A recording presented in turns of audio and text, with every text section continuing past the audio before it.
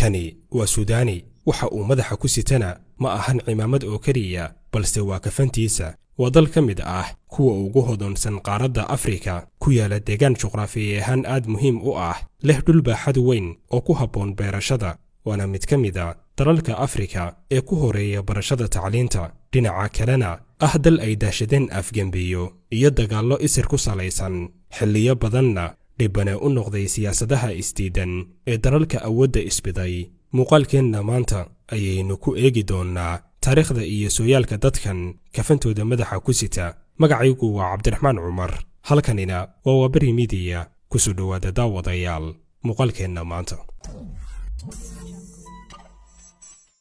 dalka Suudaan wuxuu dhacaa waqooyi bari qaaradda Afrika muddo aan fogeyn ka horna wuxuu ahaa dalka ugu baaxadda weyn dhul ahaan qaaradda Afrika iyo dalalka ku jira jaamacadda Carbeed ka hor intii aan laga goyn qaybta koonfureed oo noqotay dal madax bannaan waa dalka saddexaad ee ugu weyn Afrika marka laga tago dalalka Algeria iyo Congo wuxuuna ku fadhiyaa bad gaaraya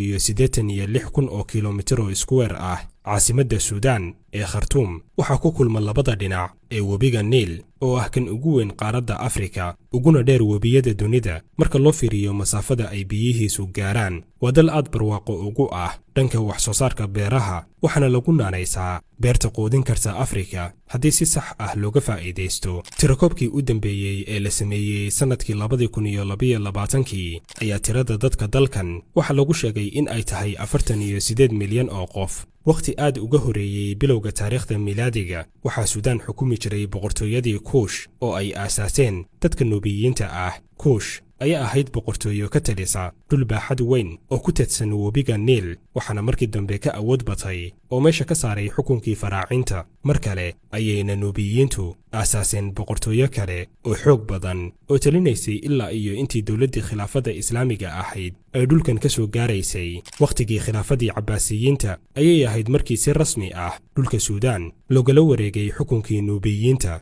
oo kaashanayay Byzantiniyiinta halkaasi ayayna ka bilaabatay in diinta Islaamka ay qaataan qabaa'ilkii deganaa hareeraha webiga Niil ilaa xuduudaha buuraha Itoobiya markii ay xilka la wareegeen khilaafadii Cusmaaniyiintana waxa Suudaan laga dhisay maamul ballaaran oo hoostaga xukunkii khilaafada ee Masar wakiilkii Cusmaaniyiinta ee Masar Maxamed Cali Baasha ayaa Suudaan hoosgeeyay xukunkiisa ilaa dhamaadkii qarnigii 19aad markii uu gumaystaha Ingiriisku qabsaday dhulweynaha Suudaan sidaasina uu u kala jaray xukunkii Cusmaaniyiinta ee Masar iyo Suudaan gumaystaha Ingiriiska ayaan toos u soo faragelin maamulka hoose ee Suudaan wuxuuna Masar kula heshiiyey in ay Suudaan u xukunto balse ay talada u dambaysa ula soo laabato Ingiriiska sidaasi ayuuna habkar joogto ah ugu xukumayay Suudaan ilaa laga soo gaaro burburkii khilaafadii Cusmaaniyiinta markii ay meesha ka baxday awooddii Cusmaaniyiinta Ingiriisku waxa uu toos ula wareegay maamulka Suudaan waxa uu u kala qaybiyay laba qaybood oo kala ahaa koonfur iyo waqooyi hab ku dhisan isirka iyo diinta sanadkii 1956 ayuuna dalka Suudaan xorriyadiisii ka qaatay gumaystihii Ingiriiska xorriyadda kadib Suudaan waxay la koobsatay qalalaase siyaasadeed iyo dhowr afgambi oo fashilmay sanad kadib xorriyadda gaar ahaan sanadkii 1957 waxaa dhacay afgambigii ugu horeeyay kaasi oo noqday mid dhicisoobay sanad kadibna waxaa dhacay afgambi xukunka laga tuuray xukuumaddii rayidka ahayd ee dalka Suudaan 10 sano ee xigtayna waxa dhacay dhowr isku day afgambi nidaamka maamul ee dalkaasina waxa uu ahaa mid aan xidido adag ku taagnayn sanadkii 1969 waxa Suudaan ka dhacay afgambigii ugu caansanaa dalkaasi waxa hogaaminayay sareeyo guuto Jacfar al-Numeyri wuxuu dhowr jeer ka badbaaday afgambi isagoo talada Suudaan hayay 16 sano intii uu xukunka joogay al-Numeyri Suudaan waxa ka dhacay isbeddello badan oo ay ka mid ahaayeen inay bilowdeen dagaalada u dhaxeeya koonfurta iyo waqooyiga Suudaan dadka koonfurta ayaa ku doodayay in ay xuquuqdoodii ka waayeen maamulka Suudaan oo ay isku koobeen dadka reer waqooyiga ah sidoo kale waxa Suudaan ka bilowday jabhado dagaal goosgoos ah la galay dawladda iyo mucaarad xoogan oo dhanka shacabka ah sanadkii 1985 shacabka Suudaan oo taageero ka helay wasiirkii difaaca Suudaan ayaa xilka ka tuuray al-Numeyri waxaana si kumeel gaar ah talada u qabtay wasiirkii difaaca cabdiraxmaan siwaar al dahab oo noqday madaxweynaha ku-meelgaarka ah. golaha wasiiradana waxaa madax ka noqday saadiq almahdi oo xilliga ahaa madaxii xisbiyada mucaaradka, waxaana la dhisay xukuumad dhinac rayidka ah oo qorshaynaysay in ay dalka doorasho shacab u diyaariso. balse mar kale ayay dhacday in riyadaasi godmugdi ah ay ku dhacdo.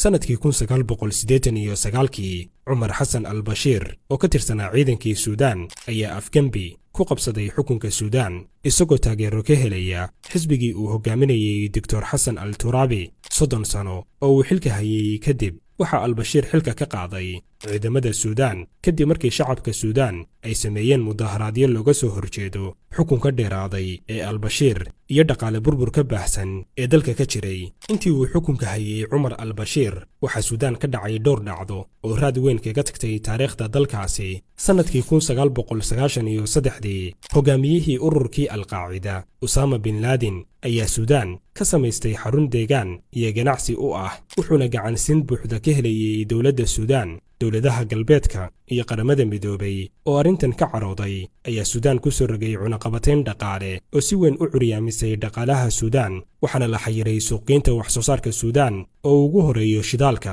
oo markaasi ahaa il dhaqaale oo lagu tashanayay. dhaqaale xumadan ayaa suudaan gelisay qalqal amni iyo mid siyaasadeed, waxaana gobollo badan oo dalka ah ka abuurmay jabhado hubaysan iyo gadad looga soo horjeedo xukuumaddii suudaan, kuwaasi oo sababay in dhiig badan uu ku daato. dhacdooyinkii arrimahaasi ka dhashayna waxa ugu xooganaa dagaalkii dhex maray xukuumadda suudaan iyo kooxaha gooni-goosadka koonfurta suudaan, iyo dhanka kale xasuuqii ka dhacay gobolka daarfoor ee sababay dhibaatooyin aad u culus. sannadkii 2003 gobolka galbeedka suudaan ku yaala ee daarfoor waxaa ka aasaasmay jabhado hubaysan oo xilliyo badan duulaano ku qaaday xeryo ciidanka suudaan uu ku lahaa gobolkaasi. waxaa sidoo kale ka dhacay dagaallo ku salaysan isir oo u dhexeeya dadka gobolkaasi deggan. xukuumadda suudaan ee uu hogaaminayay al-bashiir ayaa u wajahday qalalaasaha daarfoor qaab aan dawli ahayn. waxay la safatay qayb ka mid ah qabiiladii uu dagaalku ka dhexeeyey oo ay siisay hub iyo tababaro militari, waxaana halkaasi ka dhismay jabhad lagu magacaabay